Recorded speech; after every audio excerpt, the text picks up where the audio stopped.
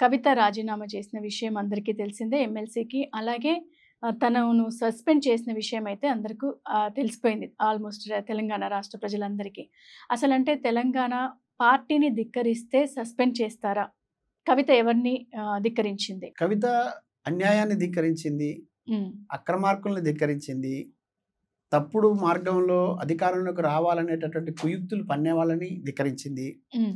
తర్వాత మరీ ముఖ్యంగా ఈ తెలంగాణ రాష్ట్ర సాధన ఉద్యమంలో తొలినాళ్ళ నుంచి ఈ రోజు వరకు తన చెమటను ధారపోసి, తన రక్తాన్ని చిందించి నిలబడినటువంటి ఈ ప్రాంతంలో ప్రజల ఆకాంక్షలు నెరవేరాలనేటువంటి బలమైన ఆకాంక్షని వెలిబుచ్చడం కోసం ఆమె కొన్ని ప్రయత్నాలు చేసింది.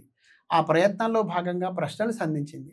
ఆ ప్రశ్నలు సంధించడమే ధిక్కరించినట్టుగా భావిస్తే, తర్వాత ప్రజల వైపు నుంచి మాట్లాడడమే ధిక్కరణ కింద అనుకుంటే, సమస్యల పరిష్కారంతో పాటు ఎక్కడైతే తీవ్రమైనటువంటి శ్రమ చేసి అన్యాయానికి గురైనటువంటి వర్గాలు ఉన్నాయో, నాయకులు కానివ్వండి, కార్యకర్తలు కానివ్వండి, ఉద్యమకారులు కానివ్వండి, ఇట్లా ఎవరెవరైతే ఇబ్బందులకు గురైనారో, ఇబ్బందులకు గురి చేయబడినారో, అదేవిధంగా అణచివేయబడినారో వాళ్ళ వైపు నుంచి ప్రశ్నించడం ఆమె ధిక్కరించినట్టుగా కనపడినట్టుగా ఉంది.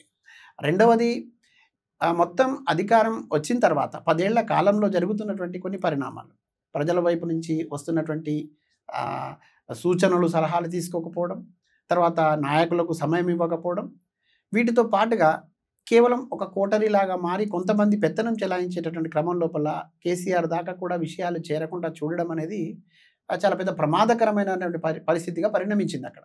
దాన్ని పసిగట్టి స్పృహ ఉన్న నాయకురాలుగా, జ్ఞానం ఉన్నటువంటి నాయకురాలుగా, ఈ ప్రాంతం మీద ప్రేమ ఉన్న నాయకురాలుగా, మరీ ముఖ్యంగా ఏ వర్గం అయితే భుజాల ఎత్తుకొని ఇవాళ అధికారం మనకిచ్చినారో వాళ్ళ కోసం మనం కష్టపడాలి కదా, పని చేయాలి కదా అని ఒక గొప్ప తలంపుతోని పదే పదే తను బాధ్యత తీసుకొని ప్రజల వైపు నుంచి వచ్చేటటువంటి విజ్ఞప్తులను, తర్వాత ప్రజలు ఎదుర్కొంటున్నటువంటి సమస్యలను, పరిష్కారానికి ఉన్న మార్గాలను ఆమె చెప్తూ వెళ్ళింది. అది వాళ్ళు ధిక్కరణగా భావిస్తే, ధిక్కారంగా భావిస్తే, ఇప్పుడు ఒక రకంగా చెప్పాలంటే ప్రజలకు తరఫున మాట్లాడిన ఏ నాయకుడిని కూడా ఈ ప్రాంత ప్రజలు ఎప్పుడు గుండెల్లో పెట్టుకుంటారు. మాకు కూడా వాళ్ళు ఏ రకమైన నిర్ణయం తీసుకున్నారో తెలియదు, కానీ కవితకు మాత్రం ప్రజల్లో అద్భుతమైన ఆదరణ ఉంది. గొప్ప నాయకురాలిగా ఆమెను ఇక్కడ నాయకత్వం మరొక్కసారి భుజానెత్తుకోవడానికి సిద్ధంగా ఉంది.